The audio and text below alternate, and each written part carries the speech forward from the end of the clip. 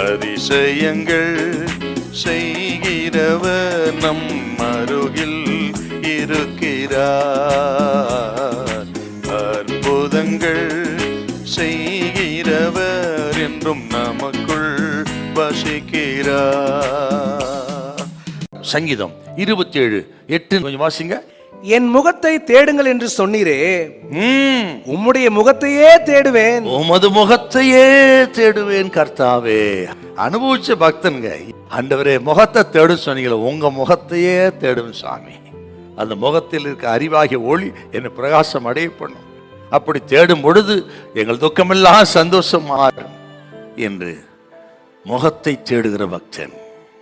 சில நேரங்களில் நம்ம சில கேள்வி கேட்கிறோம். என்ன கேள்வினா, ஆண்டவர் ஜபத்துக்கு பதில் கொடுப்பாரா அப்படி கேட்கிறோம். சில நேரத்தில் ஜபத்துக்கு பதில் கொடுக்கிறாரா என்பதல்ல, அவர் ஜபத்துக்கு எப்படி பதில் கொடுக்கிறான்னு கேட்கணும். ஏன்னா அவர் ஜபத்துக்கு பதில் கொடுக்கிறவர், சந்தேகம் கிடையாது. எப்படி பதில் கொடுக்கிறார்? ஆண்டவர் தமது பிள்ளைகளுடைய ஜபத்துக்கு 3 விதங்களிலே பதில் கொடுக்கிறார். ஒன்று, ஆம் உன் ஜபத்தை கேட்டேன் அப்படி சொல்லுவார். இல்லைன்னா இல்லைன்னு சொல்லுவார்.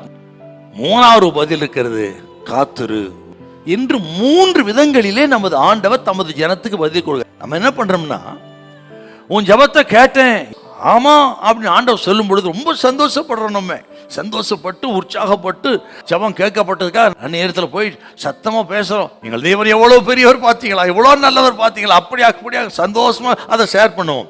ஆனால் இல்லை என்று சொல்லும் பொழுது நம்ம திகைக்கிறோம், குழம்புகிறோம்.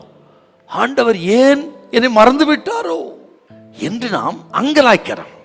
சில நேரங்களிலே ஆண்டவர் நம்ம ஜபத்துக்கு ஏன் பதில் கொடுக்க மாட்டார்னா, பதில் கொடுக்காத காரணம் நமக்குள்ளே இருக்கிற அவர் விரும்பாத அக்கிரமங்கள், பாவங்கள்.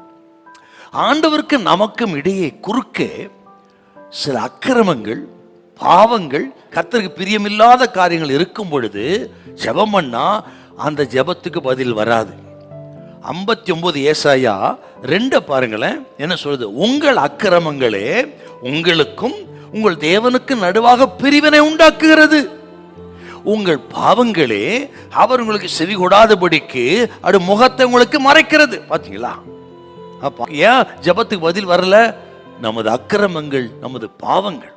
நீ ஏசாயா 1 வாசித்து பாருங்களேன். இங்கே என் முகத்தை மறைத்துக் கொள்கிறேன், உன் கைகள் ரத்தம் சிந்தின கைகள் அப்படின்னு பேசுவாரு என்றால், நம்ம ஜெபத்துக்கு ஏன் பதில் வரலங்கிறதுக்கு வேதம் தெளிவாக இருக்கிறது. ஆகவே இந்த நாளில் கேட்கிறவங்க ஆராய்ச்சி பாருங்க, எது தடையா இருக்குது, எதை விடாம இருக்கிறோம், எது கர்த்தருக்கு பிரியமில்லை ஆராய்ந்து பார்த்து அதை விட்டு பரிசுத்தப்படுத்திக் கொள்ளுங்கள். அப்பொழுது அவர் உங்கள் ஜெபத்துக்கு பதில் தருவார். ஹல்லேலூயா, ஹல்லேலூயா.